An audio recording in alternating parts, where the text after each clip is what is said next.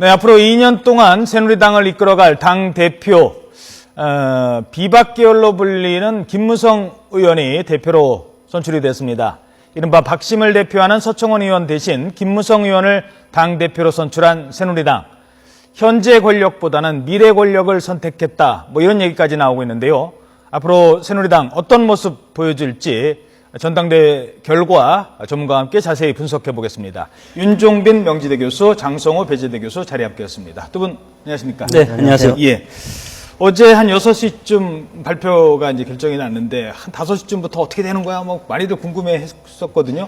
1, 2위는 예상대로 대부분 맞췄던 것 같아요. 네, 그 전에 여론조사 결과에 대한 예측이나 전반적인 민심의 흐름이나 당심의 흐름을 볼 때, 예. 현재와 같은 결과가 나올 것이라고 예측한 분들이 더 많았지 않나라는 생각이 듭니다. 예, 여론조사에서도 앞섰고 당원 투표에서도 앞섰고 네. 어떻게 예상하셨죠? 어떻습니까? 예, 표심이라고 하죠. 유권자나 당원의 선택은 위대한 것 같습니다.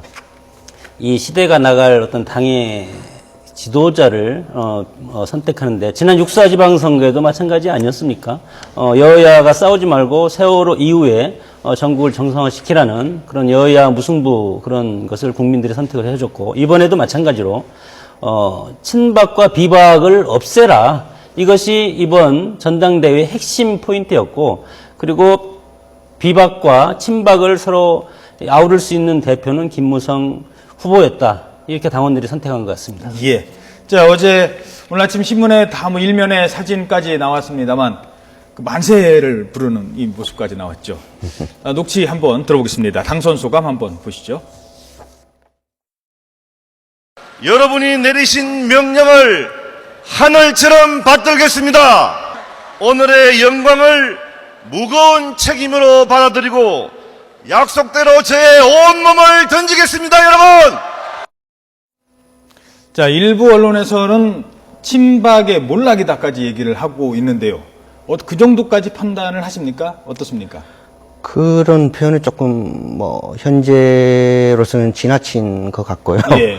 이제 다만 이 박근혜 정부에 대한 경고 그리고 현재의 어떤 정부로서는 차기 권력을 보장할 수 없다. 그래서 대통령의 통치 스타일도 변해야 되지만 당도 변해야 된다라는 확실한 메시지를 준 것이 아닌가라는 생각을 합니다. 예. 유권자가 위대한 선택을 하셨다고 했는데 네. 어떤 변화를 주문한 겁니까? 새누리당 뭘 바꾸라는 거예요? 그러니까 비주류의 반란이라든가 친박의 몰락이라는 것은 저는 동의할 수가 없고 예. 원래 보수는 분열을 하지 않습니다. 단지 전략적으로 친이 친박으로 나눠서 가다가 지금은 외부적으로 지금 대통령 지지율도 하락하고 하기 때문에 새누리당이 어떤 집권 여당으로서 역할을 할 수 없는 그런 위기로 가고 있다. 당원들이 이런 것을 판단을 했기 때문에 예. 이 위기를 극복할 지도자는 과거에 원조 친박이었던 김무성 대표를 세움으로써 예. 친이 친박을 화학적으로 결합해서 강한 야당의 어떤 저항을 공격을 막아달라는 그런 유권자의 표심이었던 것 같습니다. 바로 이제 그 부분, 그 지점인데요. 네. 그러니까 과거에는, 지금부터 한 4년 전, 5년 전만 해도 친이, 친박이 있었습니다. 친이가 있고 친박이 있어요. 구심점, 권력의 구심점이 현재 권력인, 당시의 현재 권력은 이명박 대통령과 미래 권력인 박근혜 대통령을 정점으로 있었는데 이번은 친박, 비박이에요. 비박이라는 거는 박근혜가 아닌 기타. 그렇다고 친박 그러면 친김이냐? 박근혜 대통령에 대항할 수 있는 어떤 대항 세력으로서의 김무성이냐? 여기까지는 아니라는 거죠. 그 부분에 좀 분석할 부분이 아무래도 당시와 지금을 비교하자면 미래 권력의 선명성이 달랐다는 거죠. 예. 당시에 박근혜 비대위원장의 어떤 위상과 지금 현재 김무성 의원 이제 당 대표가 되었지만 이 위상은 다르다는 거죠. 그렇기 때문에 과거에는 친이 친박의 어떤 계파 구분이 뚜렷했다면은 현재는 친박 대 비박의 어떤 구도가 나올 수밖에 없고요. 그렇기 때문에 박근혜 대통령의 책임감이 더욱 무거울 수밖에 없고 동시에 김무성 신임 대표의 역할이 더 막중하고 더 광범위하다라는 말씀을 드릴 수가 있겠습니다. 예. 저는 그 새누리당의 미래를 앞으로 설계를 해야 될 임무를 김무성 지금 신임 대표한테 줬다고 봅니다. 그때 당시에는 친이 친박의 갈등이 있었던 것은 현지 권력인 이명박 대통령과 그리고 차기 포스트 당의 가장 실세인 박근혜 대표가 있었기 때문에 친이 친박으로 나눠서 싸울 수가 있었지만 지금은 이미 이제 박근혜 대통령 같은 경우는 3년 후면은 정치를 떠나지 않습니까? 예. 박근혜 대통령 이후에 새누리당의 뚜렷한 지도자가 없는 시점에서 이 박근혜 대통령 이후에 보수 정당을 이끌어갈 지도자를 김무성 대표가 만들어서 예. 향후 한국 정치의 보수 정당으로서의 위치를 다시 찾아달라, 그런 유권자의 표심이었던 것 같습니다. 그러니까 이제 그 부분이 박근혜 대통령에 대해서 조언을 하거나 직설을 할 수 있는 정도의 어떤 권력이지, 지금 지지율 뭐 떨어져서 50% 밑으로 내려갔다고 하십니다만 박근혜 대통령의 지지율은 뭐 한 40%는 견고하지 않습니까? 네. 과연 박근혜 대통령한테 대항할 만큼, 쉽게 이런 표현 죄송합니다, 맞짱 틀 만큼의 그 세력은 아니라는 거죠, 김무성 대표가. 어떻게 보십니까? 네, 그렇습니다. 실질적으로 새누리당을 지금 차지하고 있는 것은 사실은 지금 대표는 됐지만 친박이 다수를 점하고 있고, 그리고 박근혜 대통령의 영향력이 과거의 어떤 역대 대통령들보다 새누리당을 창당한 원래 인물 아닙니까? 예. 그렇기 때문에 맞짱 뜰 정도는 아니고 예. 서로 상생할 수 있는 그런 위치밖에 되지 않을까 이렇게 생각합니다. 예. 그런데 의외로 뭐 1, 2위는 어느 정도 예상을 했지만 표차가 많이 났다는 겁니다. 저희들이 준비한 어제 그 여론조사뿐만 아니라 당원투표까지의 결과를 함께 살펴보도록 하시죠. 네, 선거인단 그 표차에서 뭐 10,000표 이상 차이가 났고요. 여론조사에서도 많이 차이가 났습니다. 두 번 다 뭐 이긴 게 없거든요. 자, 이러면서 예상외로 서청원 의원이 좀 졸전을 펼친 것 아니냐, 이런 얘기도 좀 있어요. 어떻게 보십니까? 결국 그 김무성 후보가 내세웠던 현재 권력 대 미래 권력의 선거 프레임이 먹혔다는 것이죠. 그래서 당심이나 유권자들조차도 새누리당의 미래에 대한 고민이 컸던 거죠. 위기감이 있었던 거죠. 이제 그래서 친박 핵심을 제외한 비박이나 어떤 당내 소장파 비주류 세력들이 김무성 후보를 중심으로 모였던 것이고, 예. 그렇기 때문에 표차가 더 크게 벌어진 것이 아닌가라는 예. 생각을 합니다. 자, 그래서일까요? 충격이 좀 커서일까요? 어제 뭐 박근혜 대통령 성공을 위해서 김무성 대표 체제를 돕겠다라고 했는데, 오늘 아침에 현충원, 국립현충원에 그 새 지도부가 이렇게 걸어가는데 참배하지 않았고요. 아침 최고위원회의, 첫 최고위원회의인데 참석을 하지 않았답니다. 뭐 오늘 청와대 오찬은 참석할지 모르겠습니다만, 이거 어떻게 분석해야 될까요?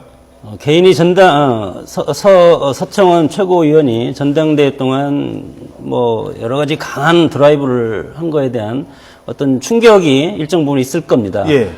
역대 2006년도의 전당대회를 봐서라도 그때도 이재호 최고위원이 강재섭 당 대표한테 패배하고 그 첫 회의에 참석하지 않았던 그런 경우가 있었습니다. 예. 그래서 어제의 경우도 뭐 그런 충격적인 그런 것들이 이제 어떤 그 심적인 부담이 왔을 수 있고, 예. 점심 때는 청와대 오찬에는 참석해야 되지 않을까 저는 봅니다. 예. 왜냐하면 자신을 찍어준 21%죠. 예. 21.5%의 당원 유권자들이 있기 때문에 유권자를 생각해서 정상적인 당무를 복귀해야 된다고 봅니다. 예, 그래서 지금 서청원 의원의 그 지금 고민, 행보에 대해서 지금 저희들 뒤에 화면에 나오고 있습니다만 관심이 좀 모아지고 있습니다. 혹시 아침 회의는 참석을 안 했으니까 그 모습을 좀 볼 수 있는지 모르겠습니다. 그 국립현충원에 참배했던 화면, 저희들이 아침 화면이 있는데 그 화면이 혹시 있으면, 왜냐면요, 이게 서청원 의원 입장에서는 국립현충원에 이렇게 참배할 때 어찌됐든 김무성 대표가 맨 앞에서 이렇게 걸어가고 한 발 뒤에서 걸어가는 모습을 국민 앞에 보여줘야 되거든요. 그건 사실 연배로 보나 뭐로 보나 조금 부담일 수 있거든요. 하지만 아침 회의는 좀 다른 얘기 아니겠습니까? 어떻게 보세요? 네, 뭐 회의에 참석하지 않았다는 것은 저는 납득이 되지 않고요. 예. 이게 어쩌면 새누리당의 모습, 친박의 모습이 아닌가라는 우려도 동시에 하면서 과연 정치 10단으로 볼 수 있는 서청원 의원이 회의에도 참석하지 않았다는 것은 아마 당원들은 물론이고 국민들이 볼 때도 납득할 수 없는 행동이라고 생각됩니다. 예. 그래서 오늘 화면이 저희들이 이제 당 대표 경선 끝나고 국립현충원 화면이 가장 큰 관심을 모았는데 서청원 의원이 어느 자리에 서 있을까를 궁금해 했었는데 결국은 그 자리에 없었다는 거. 네. 네. 청와대 오차는 설마 가시겠죠? 어떻게 보세요? 민주주의가 선거고 나이랑은 상관없지 않습니까? 권력적인 것이 그런 건데 그것을 존중을 해야 된다고 봅니다. 그리고 정상적인 정치인으로서 오찬에는 참석을 해야 된다고 봅니다. 예, 지금 이제 화면에 나오고 있습니다. 김무성 대표가 첫 행보로 국립현충원에 참배를 하는 모습인데 김태호 최고위원, 이인재 최고위원의 모습, 김을동 의원 다 보이는데요. 서청원 의원은 사실 저 자리에 어디 서 있을지는 좀 본인이 고민이 좀 됐을 것 같습니다. 네. 자, 그리고 또 하나 분석을 해야 될 게 김태호 의원의 깜짝 3위. 이 PK의 결집이 대단했습니다. 이게 특히 이제 여론조사나 뭐 이런 데서 상당히 앞서는 것으로 나왔는데 저희들이 화면을 그래픽으로 준비를 했는데요. 여론조사 결과 3, 4, 5위 살펴보겠습니다. 사실 이제 홍문종 의원이 이 5위를 차지하면서 친박의 몰락에 아주 결정적인 어떤 이 기준이 될 수 있거든요. 그런가 하면 이제 김태호 의원이 PK에서 이른바 김김연대를 하면서 많이 올라왔고요. 이인재 의원 같은 경우는 사실 선거인단에서는 많이 뒤처졌습니다. 쉽게 말해서 선진통일당에서 이제 합당을 하면서 왔기 때문에 당내 기반은 약했다는 거죠. 네. 체육관 선거에서는 졌는데 여론조사에서는 인지도가 높기 때문에 여론조사에서 앞서서 4위로 올라선 것 같습니다. 자, 3, 4, 5위. 특히 김태호 의원의 약진 어떻게 분석하세요? 새누리당의 전통적인 기반이 영남 아닙니까? 그래서 김무성 의원과 러닝메이트를 비슷하게 해서 부산과 경상도 이것이 이제 같이 가서 결국은 김태호 최고위원이 2위에 당선됐다고 봅니다. 예. 그러니까 새누리당에서 지금 영남의 당원이라든가 그런 것들이 상당히 결집을 했다. 이인재 의원은 이따가 말씀을 드리겠지만 거기도 마찬가지입니다. 충청표가 결집을 한 것 같고요. 예.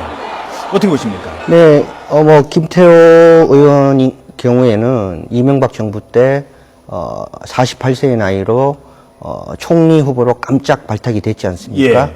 그래서 이제 그 당시에 이후로 물론 자진 사퇴하는 아픔을 겪었지만 대권 주자 반열에 올랐습니다. 그렇죠. 이제 다시 말씀드리자면 새누리당의 어떤 대권 후보에 대한 갈증 그런 부분들이 김무성 후보가 내세운 미래 권력 창출과 맞물려서 김태호 후보도 대선 주자 반열에 오르면서 후보군을 형성할 수 있는 가능성을 보여줬다.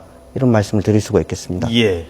자, 이러면서 이제 결국 당청 관계에도 많은 이제 변화가 있을 것 같습니다. 그동안에 10년간 박근혜 대통령과 특히 김무성 당대표, 당대표와의 관계. 사실 원래 김무성 의원은 친박의 좌장이라고 했었거든요. 근데 갑자기 2008년 총선 때만 해도 공천 탈락할 때만 해도 친박의 좌장 김무성이 날아갔다 뭐 이런 표현까지 있었었는데 네. 나중에 친박 무소속으로 돌아왔고 또 중간에 많은 우여곡절을 겪었습니다. 그 우여곡절을 저희들이 한번 정리를 해보도록 하겠습니다. 장민정 앵커가 정리를 했는데요. 자, 두 사람과의 관계, 장민정 앵커 어떤 관계입니까? 애증의 10년이라고 돼 있네요. 네, 이 청와대에 할 말은 하겠다라고 밝힌 김무성 의원. 아니 이젠 새누리당 대표라고 불러야겠죠. 친박 좌장에서 비주류로 돌아섰다가 다시 집권 여당 대표 자리에 올라섰는데 박근혜 대통령과 애증의 10년 되짚어보도록 하겠습니다. 네, 박 대통령과 김무성 대표의 인연 2005년으로 거슬러 올라갑니다. 당시 한나라당 대표였던 박 대통령이 김무성 대표를 사무총장에 임명하면서 이 두 사람의 인연이 시작됐는데요. 이 관계는 2007년 대선 경선 때까지 이어집니다.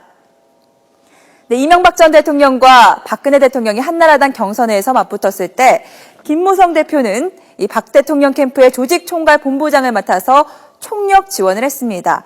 스스로를 원조 친박이라고 칭하는 것도 이 때문이겠죠. 네, 하지만 정치 스타일이 달랐기 때문일까요?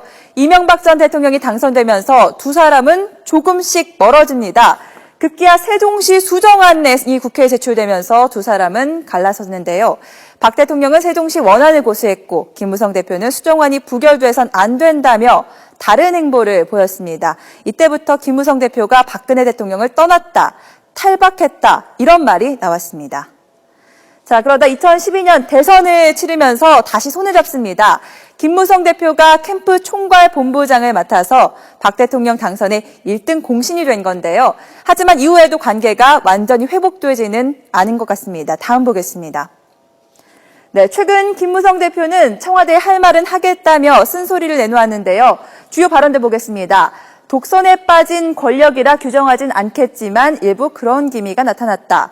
총리가 낙마한 데에 대해 담당한 분은 일말에 책임이 있다. 이렇게 날을 세워왔습니다.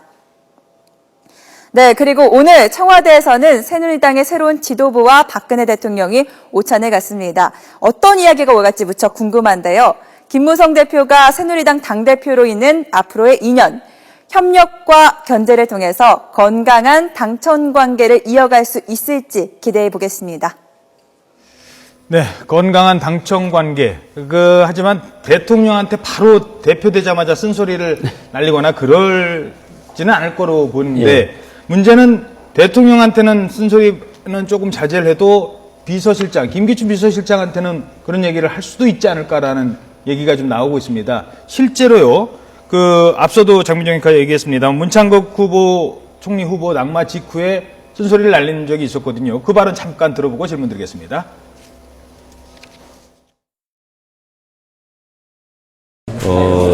어쨌든 두 번째 총리가 낙마한 거에 대해서 그 담당한 분은 일말의 책임이 있다고 저는 생각이 듭니다. 담당한 부분은 일말의 책임이 있다. 김기춘 책임론. 이제 앞으로도 이제 그런 얘기는 당 대표 후보 자격에서 한 얘기와 당 대표가 청와대 비서실장을 한 얘기는 상당히 다르지 않겠습니까? 무게감이 어떻게 보세요? 네. 아무래도 청와대에서 무시할 수 없는 발언이고요. 그리고 그동안 대통령 통치 스타일 청와대의 문제점을 한마디로 요약하자면 인사를 둘러싼 소통의 부재였거든요. 예. 그 소통의 부재는 국민과의 소통뿐만 아니라 여당과의 소통도 존재하지 않았다는 거죠. 그래서 이제 김무성 신임 대표가 아마도 특히 인사 문제에 대해서는 강력하게 의견을 표출할 걸로 보이고요. 예. 그 과정에서 김기춘 비서실장과의 충돌도 예상이 되고 앞으로 쉽지 않은 관계가 형성될 것으로 전망이 됩니다. 예. 어떻게 보십니까? 김무성 대표가 당선이 됐고 아까 말씀을 하셨듯이 김기춘 실장에 대해서 상당히 비판적인 말을 몇 번 했습니다. 그동안. 예.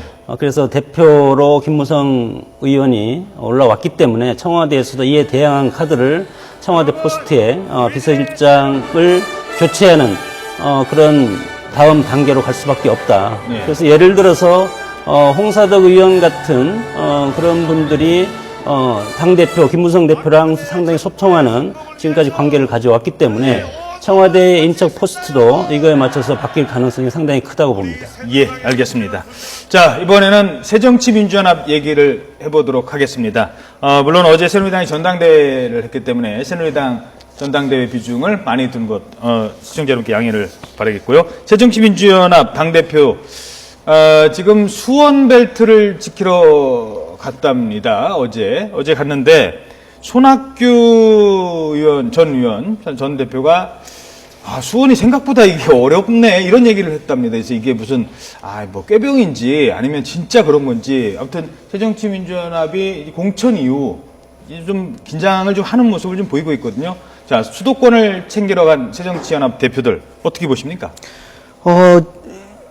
재보선을 이제 뚜껑을 열기 이전에는 이제 세월호 참사 이후에 당연히 새누리당에게 이제 좀 부정적인 기류였고 예. 새정치연합이 유리했었는데 결국은 동작을 인사 문제로, 공천 문제로 인해서 새정치연합이 굉장히 어려움을 겪고 있는 상황입니다. 동작을 광주 광산을. 광주 예. 광산을. 예. 그래서 이런 상황에서 수원마저 분위기를 뺏긴다면은 이제 기존에 갖고 있던 다섯성마저도 예. 지키지 못하는 상황이 생길 수 있기 때문에 예. 지금 동작을 보다 오히려 수원 쪽이 더 바람을 일으키는 것이 필요하다. 왜냐하면 몇 석이나 걸려 있기 때문에 그런 어떤 분위기를 반영한 행보가 아닌가라는 생각이 듭니다. 예. 어떻게 보십니까? 집권 여당인 새누리당은 7.14 어제 전당대회를 통해서 상당히 시너지 효과를 얻어서 지금 발언을 탄력을 받았습니다. 반면에 새정치를 앞세운 새정치민주연합은 부정치보다 못한 이번 공천 파동을 겪으면서 전략공천이 정략공천이 됐죠. 가장 자신 있는 지역에 자기들이 어려운 지역에 전략공천을 해야 되는데 자신 있는 지역에 전략공천을 하는 이런 악수를 뒀기 때문에 이것이 전반적으로 이번에 민주당의 정치력의 한계를 드러냈다. 그러면 잘못하면 이것이 김한길, 안철수 심판론으로 야권에서 비화될 가능성이 큽니다. 그랬을 때 이번 7.35 재보궐선거 이후 예. 야권 재편이 또 올 가능성도 많다고 봅니다. 아, 그렇군요.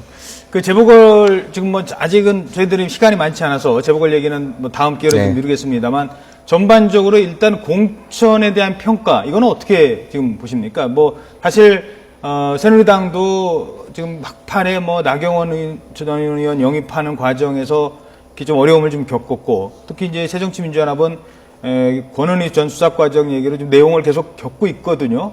지금 이 부분 어떻게 평가를 하시겠습니까? 뭐 양당을 비교하자면 아무래도 새정치연합 쪽에서 권은희 후보나 기동민 후보를 공천하는 과정에서 국민들이 볼 때는 잡음이 더 많았다고 평가할 것 같고요. 예. 그 와중에서 결국은 나경원 후보가 새누리당 쪽에서는 우여곡절 끝에 공천을 받았는데 예.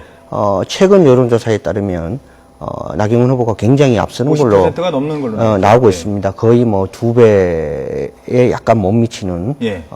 기동민 후보에 비해서요. 그래서 이런 상황이 결국은 새정치연합 쪽에서는 굉장히 악재로 지금 다가왔을 거고 예. 상당한 위기감을 느끼고 있는 것이 아닌가라는 생각이 듭니다. 알겠습니다. 네, 오늘 얘기는 여기까지 듣도록 하겠습니다. 지금까지 윤종빈 명지대 교수, 장성호 배재대 교수였습니다. 두 분 오늘 말씀 고맙습니다. 네, 수고하셨습니다.